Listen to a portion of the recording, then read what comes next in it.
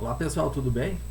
Vamos fazer então a revisão da prova conforme eu falei com vocês, né? Já passei para vocês esses mesmos slides aqui, eu vou deixar também gravado em vídeo, conforme a gente combinou, né? Para que vocês agora nesse final de semana e até terça-feira possam também escutar a revisão, estudar para a prova e fazer uma excelente prova, tá bom? Nossa prova dia 28, não esqueçam, terça-feira, certo? Mercado de capitais é um sistema de entidades e regras que inclui instituições, leis, normas, procedimentos e tecnologia para que sejam negociados documentos que representam investimentos em dinheiro ou bens que podem ser avaliados monetariamente através de uma aquisição pública e, com consequência, forneça o resultado que irá financiar os projetos dos tomadores desse recurso. Então, o sistema financeiro nacional, né, ele está dentro do mercado de capitais e ele pode ser entendido como um conjunto de instituições financeiras e instrumentos financeiros que visa transferir recursos dos agentes econômicos superavitários para os deficitários.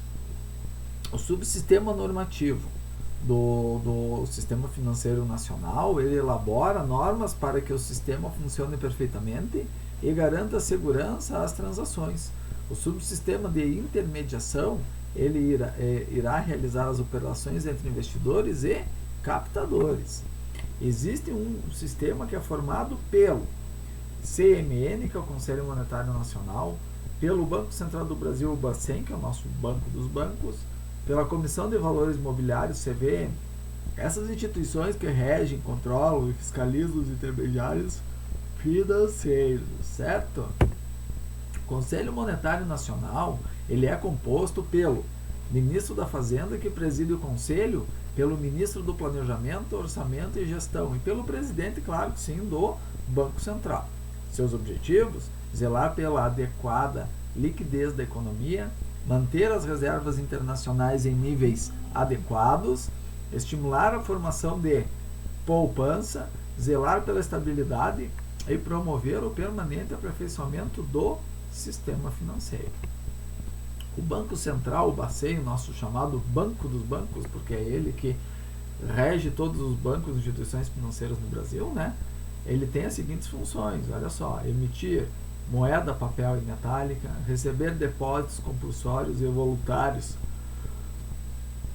das instituições financeiras, exercer o controle de crédito sob todas as formas, efetuar o controle dos capitais estrangeiros, exercer fiscalização das instituições financeiras, bem como aplicar penalidades previstas em lei.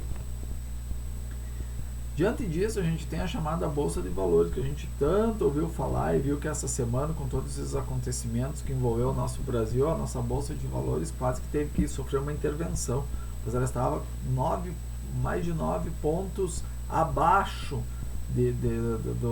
do índice limitar para que ela realmente possa abrir sem maiores problemas, certo? Vamos ver então o que é a nossa Bolsa de Valores.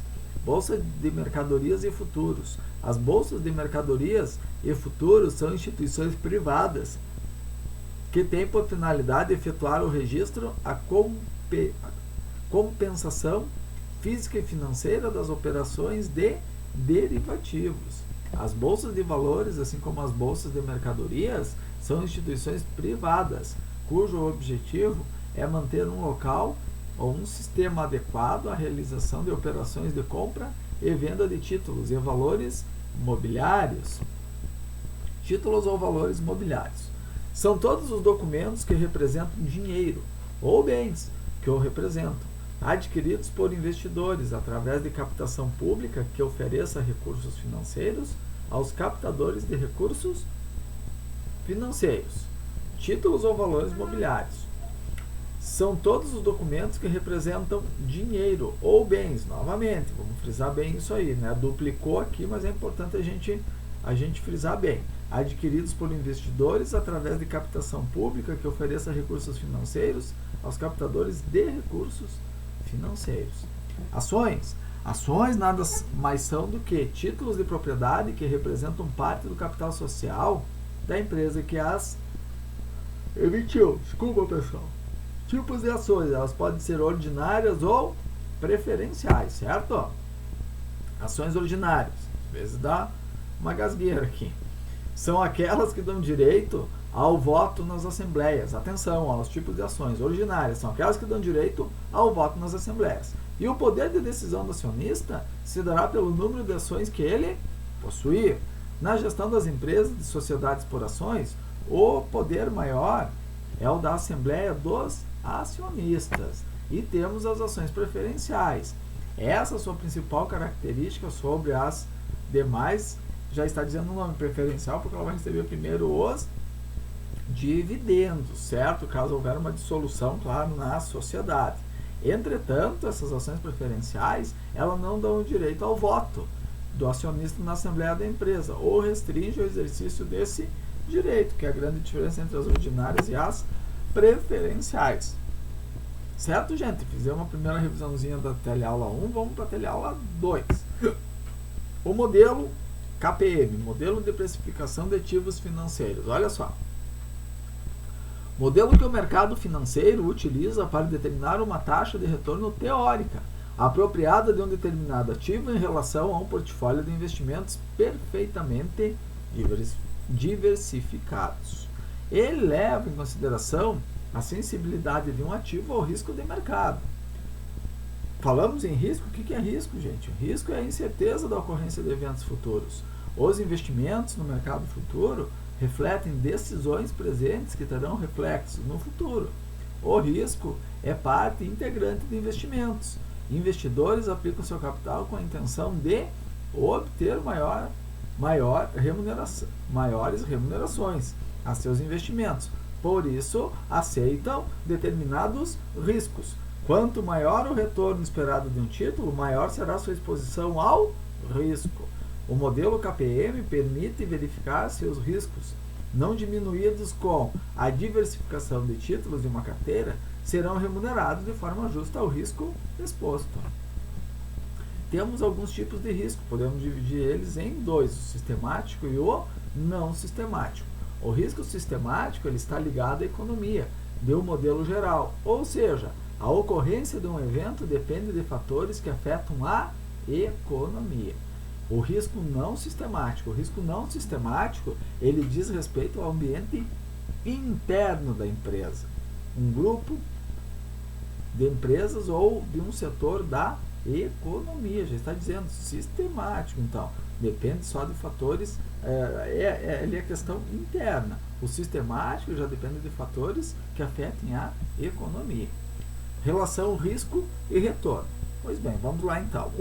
O risco, ele é parte integrante de investimentos. Assim, os investidores aplicam o seu capital com a intenção de obter maiores remunerações a seus investimentos. Por isso, aceitam determinados riscos. Quanto maior o retorno esperado do título, maior será a sua exposição ao risco. O ponto fundamental desse modelo é entendermos que o investidor que possui uma carteira eficiente de investimentos se preocupa com o retorno esperado em cada título.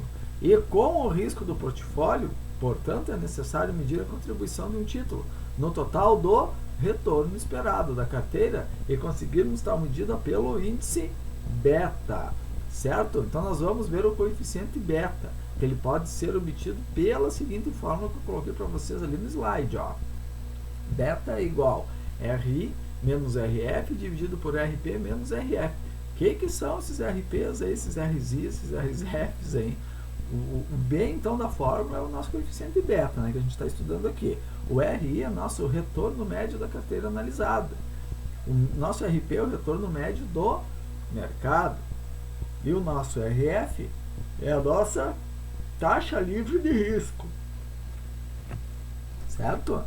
O modelo KPM, ele permite verificar se os riscos não diminuídos com diversificação de títulos de uma carteira serão remunerados de forma justa ao risco exposto. O modelo de precificação de ativos KPM é obtido pela equação KPM é igual RF mais meu coeficiente beta vezes RP menos meu RF, onde novamente citamos todos os itens da fórmula como sendo o RI, o retorno médio da carteira analisado, o RF, taxa de retorno livre de risco, o meu B é o meu coeficiente beta, e o meu RP é o meu retorno sobre o portfólio de mercado, certo? As decisões de investimento em condições de risco, elas podem ser embasadas no estudo do modelo KPM, cujo objetivo, atenção, o objetivo do modelo KPM é obter um indicador de risco definido pelo coeficiente beta, ajustado ao portfólio, e calcular a taxa de retorno esperado, e suportar a análise e decisão sobre a atratividade de aceitação no investimento. Esse modelo ele é baseado em dados históricos. Os betas eles são calculados com dados para o ativo fornecido e para o mercado, e podem ou não refletir a variabilidade futura de títulos. Por isso devem ser considerados como expectativas. O modelo KPM ele é uma ferramenta eficiente na tomada de decisão sobre investimentos, porém não é aplicado a todos os ativos. É recomendável quando podemos juntar as variáveis de risco e retorno, certo? Dentro desse modelo KPM, nós temos um indicador muito importante, né, chamado índice de Jensen. O indicador desenvolvido por Michael Jensen, baseado no modelo KPM, ele visa mostrar a rentabilidade adicional que se consegue, além do retorno correspondente ao nível de risco sistemático assumido.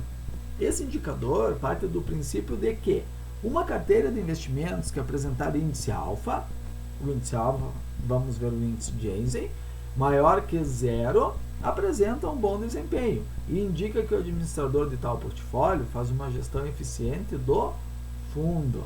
O resultado obtido na aplicação de fórmula nos permite analisar o índice de Jensen da seguinte maneira. Jensen é igual meu RI, que nós já vimos, menos o meu RF, que também nós já vimos, menos o coeficiente beta, vezes RP, menos RF. Lembrando que vamos ver o que representa cada uma dessas iniciais na fórmula. Nosso J é o índice Jensen. O RI é o retorno médio da carteira analisada, que nós já vimos no coeficiente beta. O nosso RF é a nossa taxa de retorno de livre risco. O nosso B é o nosso índice beta, coeficiente. E o RP é o nosso retorno sobre o portfólio no mercado. Temos também o outro indicador, né, chamado índice Sharpe. O índice Sharpe ele foi criado por William Sharpe em 1966 e ele é utilizado para avaliação do desempenho de fundos, com o objetivo de que investidores ajustem o retorno ao risco na avaliação de fundos de investimentos. É também conhecido como índice de recompensa, pela variabilidade, pois mensura o retorno de determinada carteira de ativos, relacionada ao risco, medido pela variância e consequente desvio padrão. O índice deve ser interpretado da seguinte forma: quanto maior o índice Sharpe, melhor o ativo. Portanto, basta comparar o resultado da carteira analisada e a carteira de mercado. Olha lá a formulazinha do lado aqui, pessoal, do slide de vocês. O índice Sharpe é expresso pela seguinte forma: IS, falou de IS, falou de índice Sharpe, é igual ao meu RI, retorno médio esperado pela carteira, menos o meu RF, retorno livre de risco ou benchmark de carteira, dividido pelo OC. Opa, chegou algumas siglas novas. OC, desvio padrão do retorno da carteira, para mim encontrar o meu índice Sharpe. Certo, pessoal?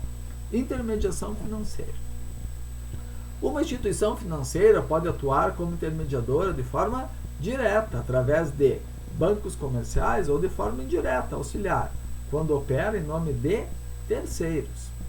Produtos financeiros. Os produtos das mesas de captação de recursos e mesas de empréstimos negociados no mercado poderão ser classificados conforme, renda, prazo e emissão. Renda fixa. Um produto de renda fixa oferece todos os rendimentos conhecidos previamente no momento da aplicação, sendo eles índices de renda fixa pré-fixados ou pós-fixados, certo? São dois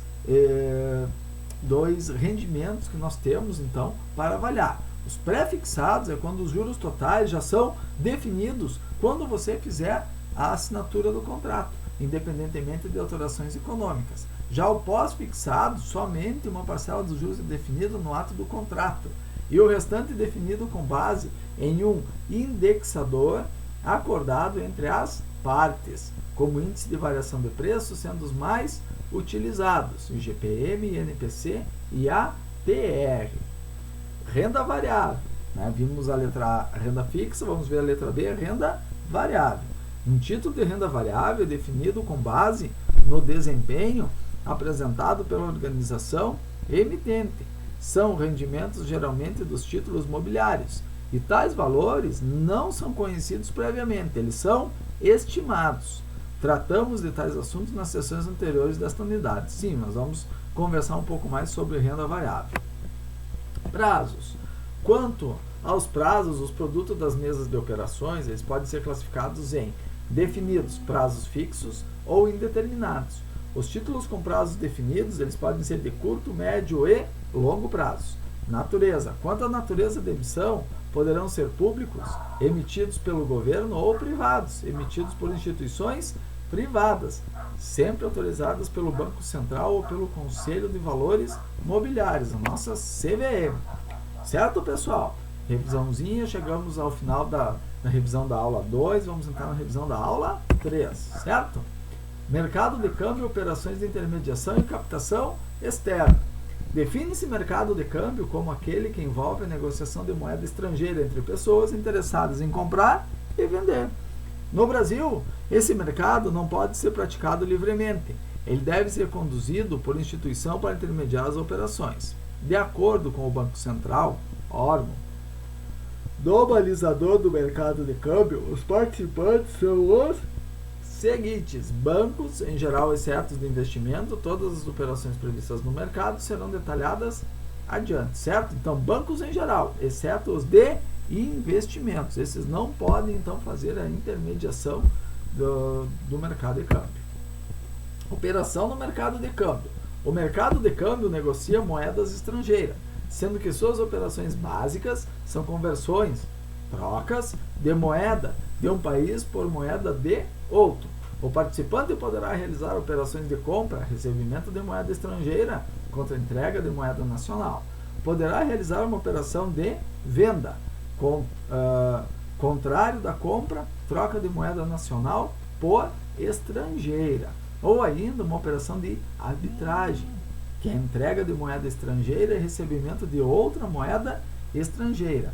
Essas operações são realizadas em funções de 3 itens: exportação, importação ou operações financeiras. Exportação, já está dizendo, são vendas para o exterior, com preços ajustados em moeda estrangeira, você vai receber como moeda estrangeira. Importação, compra de mercadorias do exterior com pagamentos ajustados em moeda estrangeira.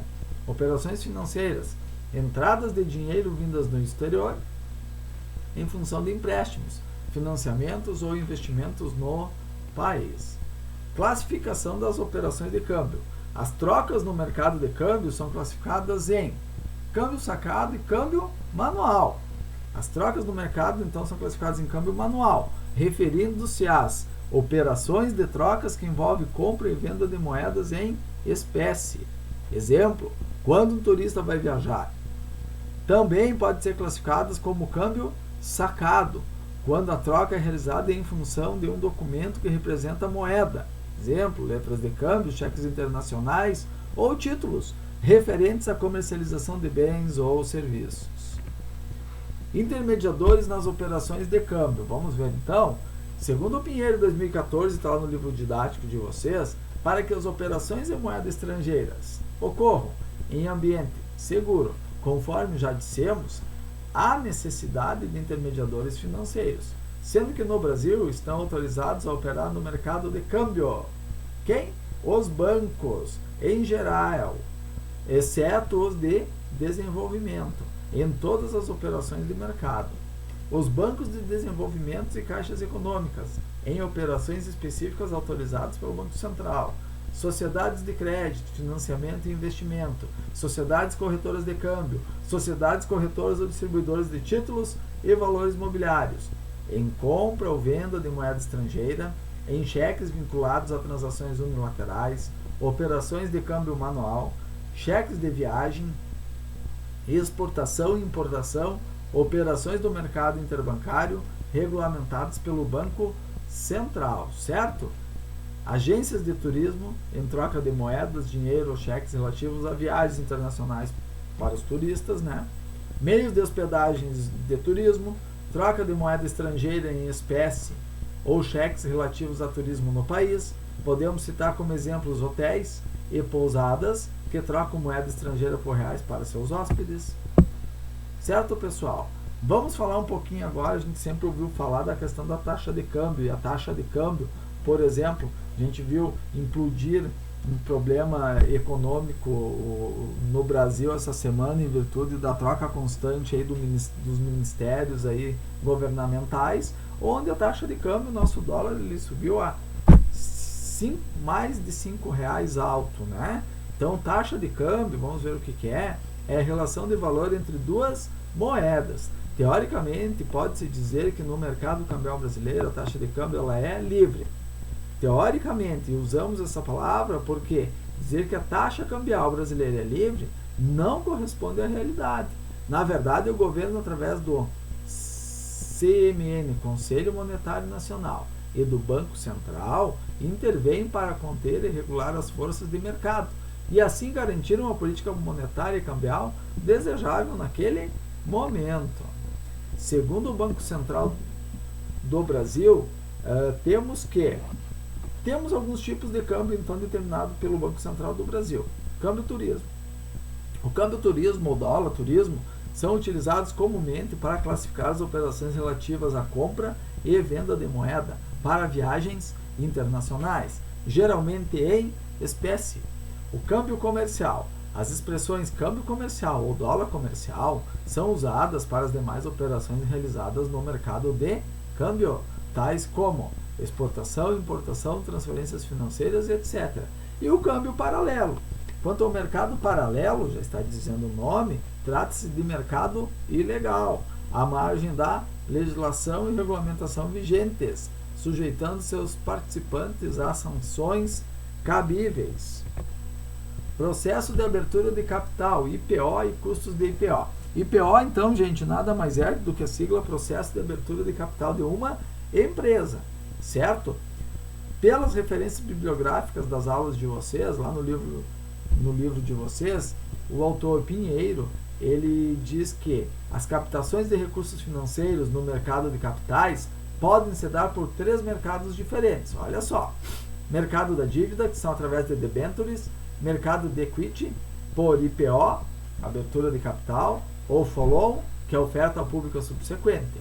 Securitização de crédito, que são fundos de direitos creditórios, FDIC, certificados de recebimentos imobiliários, os chamados CRI, ou fundo de investimento imobiliário, os FI. Uma sociedade por ações poderá ser de 2 tipos, aberta ou fechada. As abertas são empresas com seus valores mobiliários, registrados na CVM, admitidos à negociação no mercado de capitais.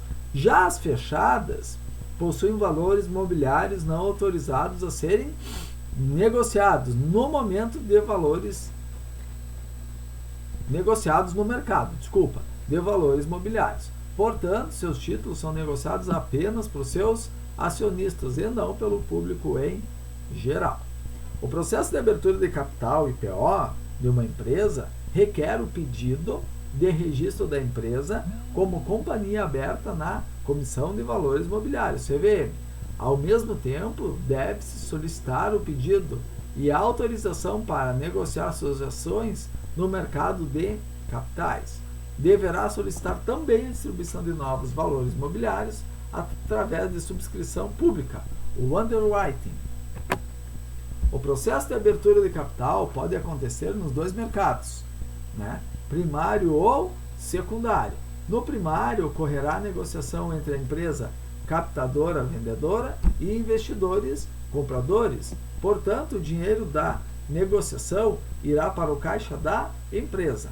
Já no mercado secundário, as negociações ocorrerão entre os sócios da empresa, vendedores e investidores, compradores. E a empresa não fará captação de recursos, pois esses se destinarão aos sócios.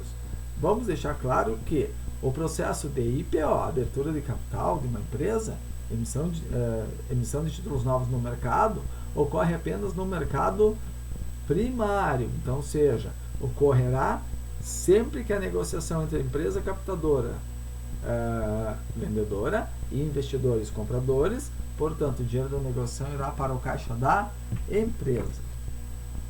Lembrem-se, pessoal, operação de underwriting é subscrição trazida para a língua portuguesa. É uma operação de distribuição primária ou secundária de títulos em que são lançadas novas ações no mercado, no qual a empresa encarrega uma instituição financeira da colocação desses títulos no mercado. O planejamento é fator essencial para todo o processo de lançamento inicial de ações no mercado de capitais. A relação custos de emissão e manutenção versus benefícios a serem conseguidos deve ser levada em consideração. Somente empresas de capital aberto que possuem seu capital representado por ações podem participar do mercado de capitais. Vantagens e desvantagens da abertura de capital e do lançamento público de ações. Bom, todo negócio, gente, ele tem vantagens e desvantagens. A abertura de capital também tem os seus prós e os seus contras. Vamos ver? O processo de abertura de capital, ele requer a aprovação da Comissão de Valores Mobiliários e deve ser motivada por razões técnicas. Letra A, captações de longo prazo para investimentos ou reestrutura de passivos. Letra B, arranjos societários. Letra C, utilização de ações como forma de pagamento em aquisições. Letra D, liquidez patrimonial para os sócios originais. Letra E, criação de um referencial de avaliação de negócio e da administração. Letra F, profissionalização. Letra G, novo relacionamento com funcionários e imagem institucional. Vantagens agora para a abertura de capital. Atenção. Segundo o Pinheiro, então, lá no nosso livro didático, podemos citar como pontos favoráveis para a abertura de capital e oferta de ações os seguintes itens: ampliação da base para a captação de recursos, liquidez patrimonial, por quê? Porque todo o dinheiro vai pro caixa da empresa, melhoria da imagem institucional, sim, estamos trabalhando com o mercado de valores e colocando as nossas ações no mercado de capitais, menor custo de captação, profissionalização da gestão. Agora nós temos também os contras, né? Tivemos os prós, vamos apresentar os contras da abertura de capital. As principais desvantagens são custos associados ao processo de abertura de capital, remuneração do capital dos novos acionistas, política de dividendos, vamos ter que dividir os lucros com mais gente, administração de um sistema de informações específico para o controle da propriedade da empresa, tendem a se diluir em função das vantagens agregadas. Fontes de recursos para financiamento empresarial. As captações de recursos financeiros podem ocorrer por duas fontes. Primeira, fonte por recursos próprios, ou financiamento por recursos próprios, ou segunda, financiamento por recursos de terceiros, recursos próprios. A captação de recursos financeiros por recursos próprios consiste nos recursos A, dos sócios, e B, investidores por acionista, dos sócios nas atividades limitadas ou proprietários nas empresas individuais. Ocorre o aporte financeiro diretamente dos sócios ou proprietários, certo? E investidores por acionistas nas empresas de sociedade anônima. Olhem lá embaixo, lá depois que eu coloquei para vocês lá um fluxo lá de informações.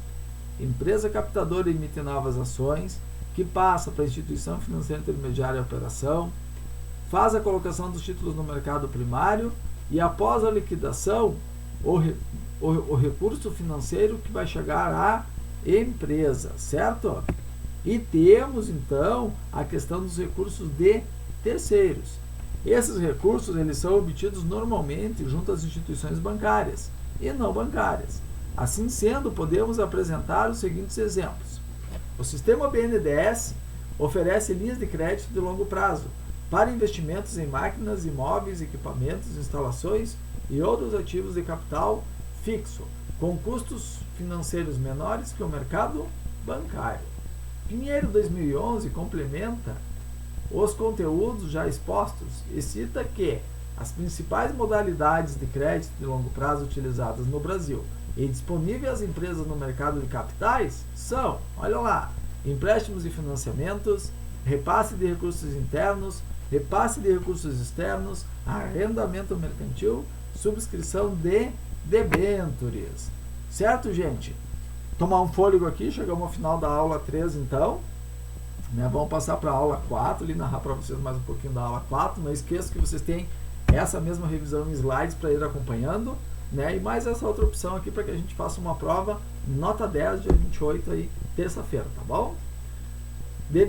Derivativos e governança corporativa. Vamos lá, então. A revisão desta quarta aula, iremos abordar os seguintes temas: a análise fundamentalista, a análise técnica, também conhecida como análise gráfica, que abordará a sua conceituação e funcionalidade, a conceituação de derivativos, e terminaremos a revisão com o tema governança corporativa, certo? Abordando a sua conceituação e contextualizando a importância dela no mercado de capitais. Vamos para a análise fundamentalista, então.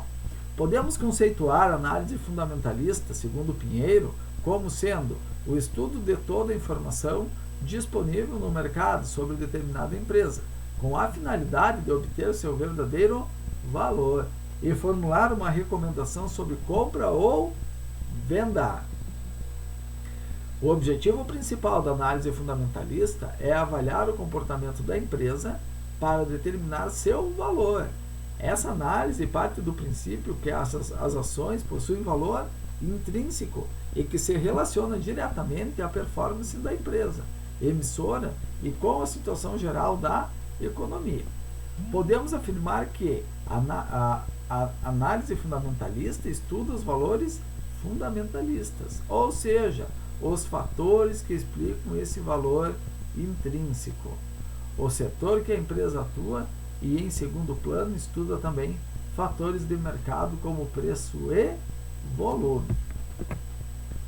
Esse tipo de análise, estamos falando da análise fundamentalista, este tipo de análise é uma ferramenta muito utilizada pelos investidores para prever o desempenho futuro de uma empresa em relação ao mercado, ou seja, antecipa o conhecimento dos comportamentos futuros da empresa e, consequentemente, o valor de suas ações no mercado de capitais. A análise fundamentalista, ela procura descobrir supervalorizações ou subvalorizações de ações, com base em informações que ainda não chegaram ao mercado. É importante ressaltar que a análise fundamentalista, assim como outros tipos de análise, pode utilizar-se de duas formas de processo para chegar à conclusão da análise. Os resultados serão os mesmos, apenas o processo é diferente. Então vamos ver eles. Top-down, ou seja, de cima para baixo. Inicia-se a análise por variáveis macroeconômicas. Os analistas que defendem tal metodologia acreditam que o que move a bolsa no longo prazo são as variáveis macroeconômicas. Por isso, a bolsa de valores deve refletir o comportamento da economia. Bottom up, de baixo para cima. Quem utiliza tal metodologia defende que devem ser analisados o comportamento e as perspectivas de cada empresa, para se analisar quais oferecem melhor oportunidade de investimento. É bom deixarmos claro que os dois métodos não são excludentes, pois a utilização de um não inviabiliza a utilização do outro. Pelo contrário, recomendo-se a utilização dos dois, para verificar que os resultados foram semelhantes e assim aumentar o nível de confiabilidade do seu negócio. Aliás, isso não serve apenas nesse caso. Na prática, analistas experientes utilizam a análise fundamentalista para escolher ações para investimento ou venda, enquanto a análise técnica, a ser apresentada daqui a pouquinho que nós já vamos falar, para determinar o momento mais favorável à negociação das ações. Olha aí a análise gráfica ou técnica, como ela é chamada, certo? Vimos antes a fundamentalista, vamos falar agora sobre a gráfica ou técnica. Segundo Pinheiro, podemos conceituar a análise técnica como um estudo de movimentos passados dos preços e dos volumes de negociação de ativos financeiros, com o objetivo de fazer previsões sobre os comportamentos futuros de preços. A análise gráfica segue o conceito de que As variações de preços de mercado são dependentes de variações passadas, refletindo no retorno sobre o investimento de qualquer ativo estudado. Informações sobre lucros, dividendos, participação no mercado, grau de endividamento ou liquidez da empresa são irrelevantes, o que não acontece com a análise fundamentalista e por isso são complementares. Para a análise técnica, as séries de preços de mercado apresentam padrões identificáveis e o analista deverá identificar tendências e saber interpretá-las. Os fatores de procura e oferta internos ao mercado são importantes, por isso é necessário entender tais comportamentos. Segundo De Bastiani e Russo, 2005, página 385, entender a psicologia do mercado é crucial, porque ele é arbitrado, ou seja, os impactos dos fatores externos já estão embutidos nos preços. E a análise técnica se preocupa com os preços se preocupa como os preços se movimentam e não com o porquê se movimentam. Pinheiro, lá no nosso livro didático, essas afirmações, afirma que a análise técnica parte de 3 princípios. Primeiro, a ação do mercado reflete todos os fatores envolvidos neste. Por isso, a análise gráfica desse valor é tudo o que se necessita para prever tendência, sem importar a causa disso. Os preços se movimentam em tendências. O conceito de tendências é de grande importância, pois o propósito da análise técnica é identificar a direção que se movem os preços para tentar assumir posições no começo da tendência. E o futuro reflete o passado. A história se repete e o investidor tende a reagir de forma similar às situações anteriores. A análise gráfica supõe que, se determinados comportamentos, indicadores ou oscilações funcionaram bem no passado, devem funcionar também no futuro. Há muitos anos têm surgido teorias para prever tendências no mercado de capitais. Porém, segundo Pinheiro, De Bastiani e Russo, as teorias de Charles Dow e Ralph Elliott são as que mais se destacam, por isso as mais utilizadas na análise técnica. A teoria Dow, com o objetivo de identificar tendências de mercado, sustenta que as ações negociadas seguem tendência de alta ou baixa a qualquer momento. E para estudar o mercado é necessário a construção de uma média da evolução dos preços, por meio de uma amostra representativa de ativos.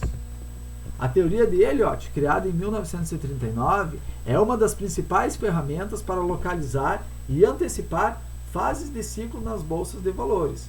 Essa teoria trabalha com o princípio das ondas, observando que o mercado segue determinados tipos de comportamentos, identificados em formas de padrões ou figuras de ondas. Cada decisão no mercado resulta de informações relevantes e, por sua vez, produz informação ao mercado, o que significa interdependência entre decisões e informações no mercado de capitais. O comportamento dos preços das ações reflete o comportamento dos investidores. Esses movimentos são repetitivos ao longo do tempo e isso possibilita a previsão de tendências. Para que as teorias Dow e Elliott sejam realizadas, as análises de gráficos facilitam as interpretações e constituem pilares da análise técnica. Daí surge o nome de análise gráfica, como sinônimo de análise técnica. Os gráficos eles podem ser de diversas formas, de acordo com as informações que desejam apresentar. Geralmente, os gráficos registram as oscilações de cotações no decorrer do tempo, sendo os mais utilizados os seguintes: gráfico de linha, e aqui eu coloquei um exemplo para vocês que está lá no livro de vocês também. Ele consiste na representação das cotações em intervalos de tempo regulares, unidas por linhas retas. Registra a oscilação do preço de mercado de uma ação ao longo do período analisado, e os preços são representados no eixo vertical e o tempo no eixo horizontal. Certo, pessoal? Outro exemplo de gráfico, gráfico de volume. Consideramos volume como valor monetário total ou número de ações negociadas em determinado período. O gráfico de volume também utiliza dois eixos para sua construção, sendo que o eixo vertical apresenta o volume e o eixo horizontal o tempo. Cada período será representado por uma coluna vertical. Informa ali como está o exemplo de vocês, que também está lá no livro didático de vocês. Gráfico de barras registra a evolução das ações ao longo do tempo por barras verticais. No eixo vertical, apresenta a cotação máxima e mínima. Nesse gráfico, os preços de abertura e fechamento são representados por um traço horizontal. É muito utilizado por apresentar não só a evolução de preços, abertura, fechamento máximo e mínimo, mas também permite visualizar a quantidade negociada de ações. Então, aqui temos, por exemplo, aqui também no livro de vocês, o gráfico de barras, né? Uma comparação entre Europa, Estados Unidos e Japão, onde fica bem claro ali essas questões desenvolvidas. O outro exemplo para vocês de gráfico, está no livro de vocês, é o gráfico ponto e figura, tá? Esse gráfico ele orienta as decisões de compra e venda com base na interação entre oferta e demanda de determinada ação em um pregão. Gráfico de Candlesticks, nomezinho difícil, né? Ferramentas de análise mostram o comportamento psicológico do mercado, com foco no curto prazo. Botei o modelo ali do gráfico para vocês, que também está lá no livro didático de vocês. Derivativos. Vamos conversar um pouquinho então sobre derivativos? Olha só, fizemos agora então análise técnica e análise fundamentalista. Então, vamos falar agora sobre derivativos. Segundo Kerr, derivativos são contratos em que seus preços são ligados a outros ativos, que poderão ser, além de ações, moedas, produtos agrícolas e índices. Os derivativos existem pela necessidade de negociação antecipada, para diminuir as incertezas de variações de preços. Há muito tempo eram utilizadas apenas nos produtos agrícolas, negociando a safra antes da colheita. Daí muita coisa poderia acontecer. Os produtores garantiriam a venda e os compradores garantiriam seus estoques. Nesse cenário, então, havia ainda os que apenas apostavam que tais preços poderiam subir ou cair. Daí os negócios iriam acontecer. Os derivativos eles são negociados em bolsas de mercadorias e futuros. No Brasil, a chamada Bovespa. Além de contratos a termos e contratos futuros, pode existir o swap. Swap nada mais é do que um contrato derivativo, por meio do qual os participantes combinam um valor de referência e corrigem esse valor por dois índices diferentes. No seu vencimento, quem perdeu paga a diferença ao outro participante. Legal, né?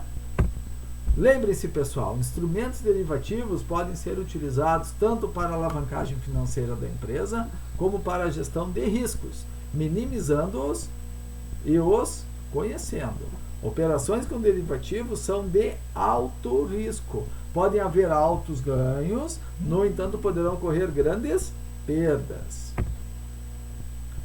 Vamos falar um pouquinho agora sobre nossa última parte aqui da revisão, sobre a governança corporativa. O que é essa tal governança corporativa? Olha só, podemos entender então governança corporativa como um controle administrativo no qual cada empresa possui sua estrutura, cada uma com suas características, mas com objetos semelhantes. No Brasil, é tratada como sinônimo de monitoramento da administração da empresa para a proteção dos stakeholders, que geralmente possuem interesses econômicos e não participam de tal administração.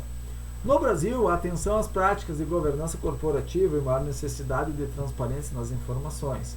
Para os stakeholders, principalmente os investidores e interessados em investir no mercado de capitais, iniciou-se nos anos de 1990, a partir da abertura a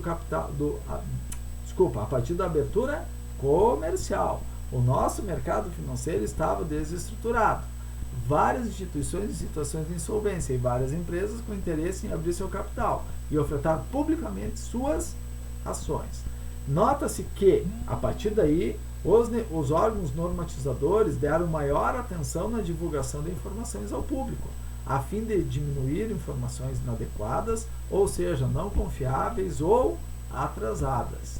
Assim, podemos dizer que a governança corporativa diz respeito a tudo que a administração empresarial deve utilizar para garantir que os recursos dos quais ela se utiliza em suas atividades sejam otimizados de forma a assegurarem resultados que atendam ou superem as expectativas dos stakeholders. A governança corporativa deve cuidar também do aumento da capacidade gerencial da empresa para os critérios de gestão, além de assegurar a transparência da administração, mas também a convicção que os gestores tenham habilidade, experiência e motivação para aplicar sua competência e propiciem a excelência. Isso garantirá aos investidores uma proteção duradoura e otimizada de seu investimento.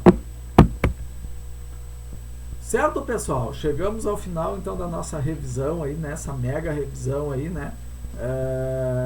Onde a gente passou para vocês um pouco mais dessa disciplina de mercado de capitais, né?